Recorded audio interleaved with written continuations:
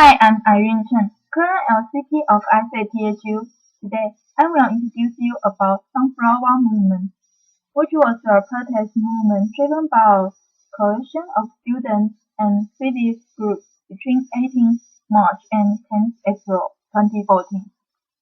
I will use Golden Circle to make it easier to understand whole Sunflower Movement.